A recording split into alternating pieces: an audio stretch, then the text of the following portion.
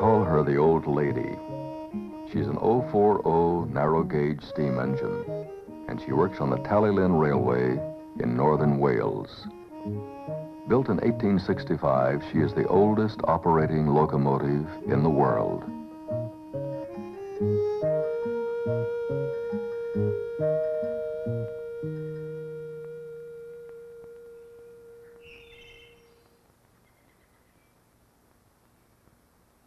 Presently, a lady asks, "What's happening, George?"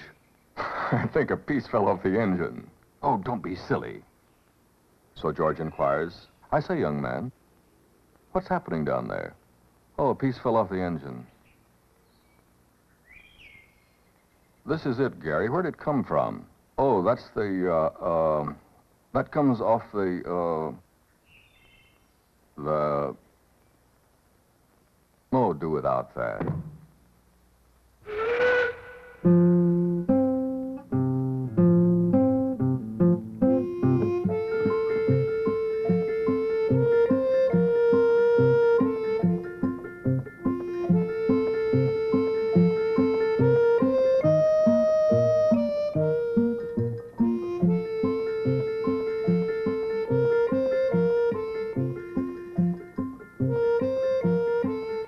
The tiny valley where the railway runs is encircled by gaunt and silent heights, the Cambrian mountains of Wales. The reason for the Talyllyn's existence lies here.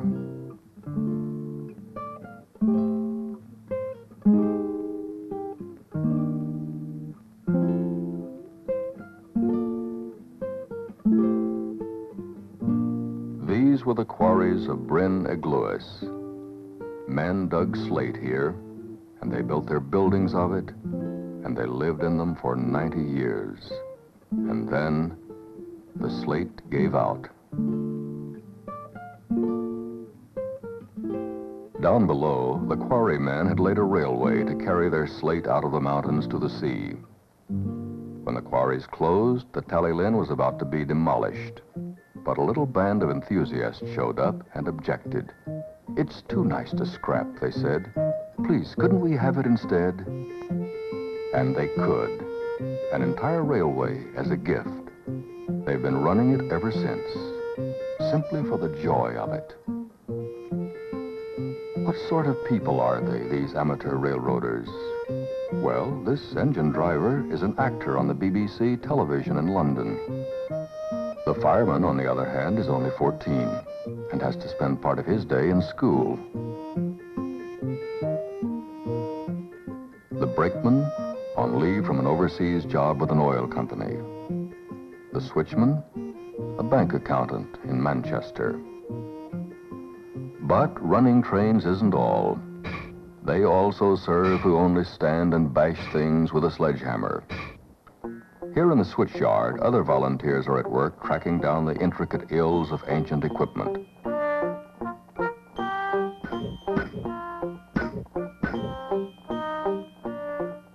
Over here, a civil engineer from Sussex. A Yorkshire bus driver.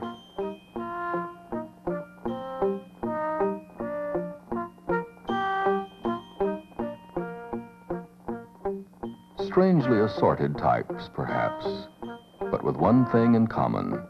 They're doing a job, a hard job, and they'd rather be doing it than anything else they can think of. They call themselves the Talyllyn Railway Preservation Society. Now, here's a little difficulty the society has to deal with fairly frequently: a caboose off the rails.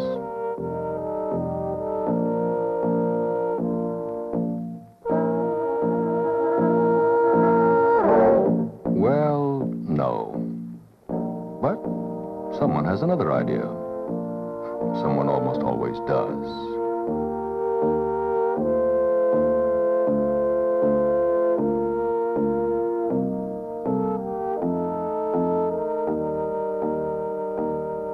There. Done. Things can be terribly confusing sometimes, especially when you've only just joined the Preservation Society and you're anxious to do everything exactly right.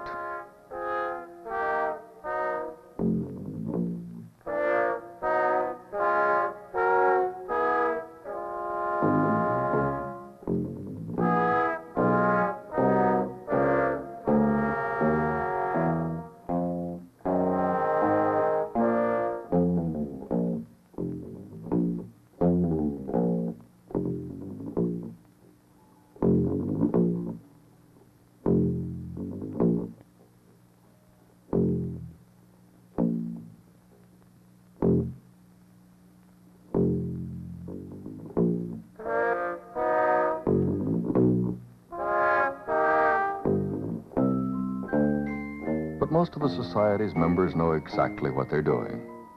The boys in the repair shop, for example. Engines that have been pounding up and down that bumpy track since 1865 develop all sorts of obscure geriatric complaints, and these fellows have to be ready for anything. One of the things steam engines often do is spring a leak in the boiler. This requires welding.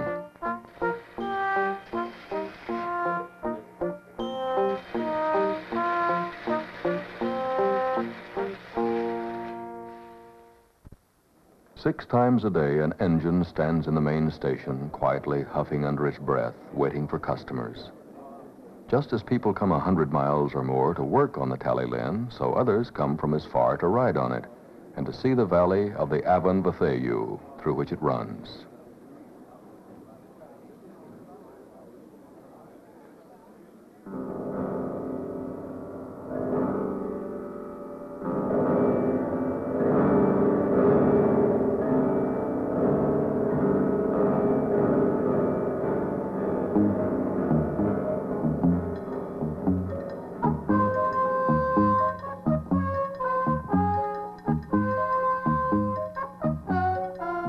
The line runs from Tywyn, which is on the sea, to Abergynolwyn, which is pretty much nowhere. Total distance, 6 3/4 miles. Journey time, 45 minutes. Average speed, 9 miles per hour.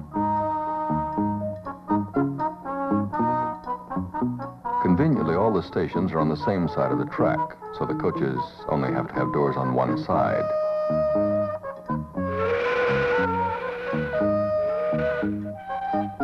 To make sure trains pass neatly at sidings instead of colliding on the main line, drivers pick up something called a staff every so often. Before he can enter a new section, the driver must have the proper staff with him. Since there's only one per section, this is an ironclad guarantee that nobody else will be coming the other way.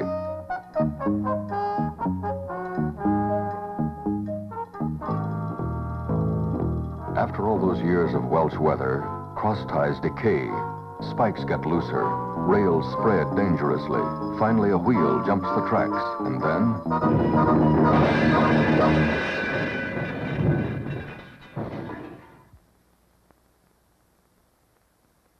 derailed. A long, exhilarating mountain walk ahead. The gauge is supposed to be 2 feet 3 inches. When it isn't, there's almost always trouble. Working here in the lonely mountains, struggling to lift 8 tons of engine back onto the rails with one small jack. This, too, is part of the challenge, the adventure. And amongst the British, adventures are properly met with a somewhat grim expression on the face. And then a discovery. From the refreshment stock, some leftover ice cream, which is all the dinner they'll have this night.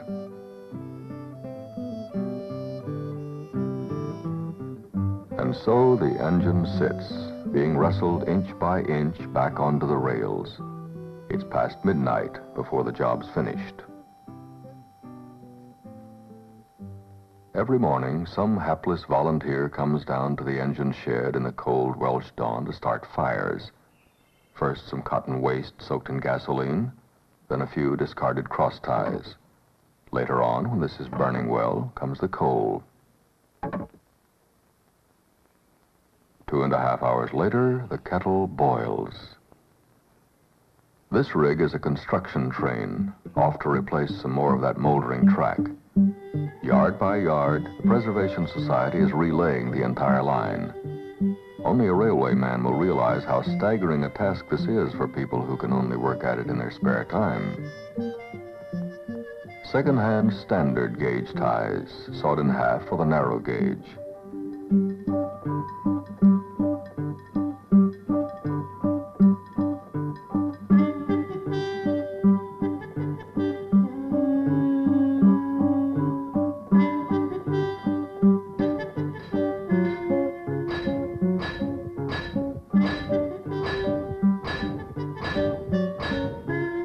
advantages of a narrow gauge railway is that if you don't like it where it is, you just pick it up and move it.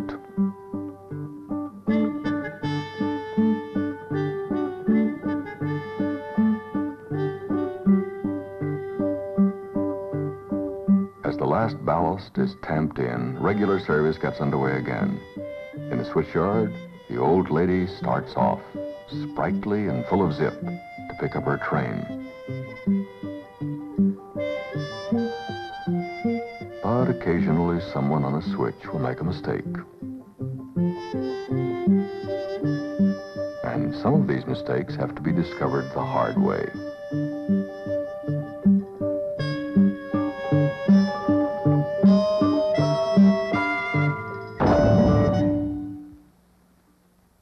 However, small railways generally have small accidents. The wagon will need a little repair, but the old lady goes right off to work again.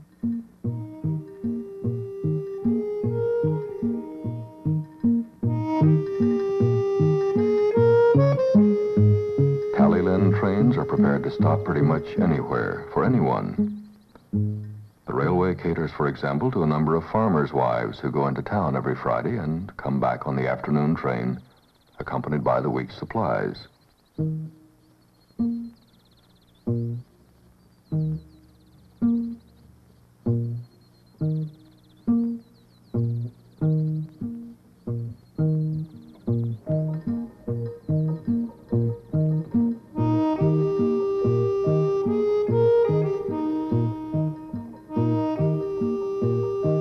This, then, is the Talyllyn Railway and its Preservation Society. Men who have found a challenge and take a special sort of joy in answering it. They found a railway which was crumbling slowly into dust and made it come alive again. And it may just be that another generation will thank them for preserving the Talyllyn. For it is a relic, this railway, a bit of ornamental scrollwork lifted from the pattern of yesterday and kept as a memento.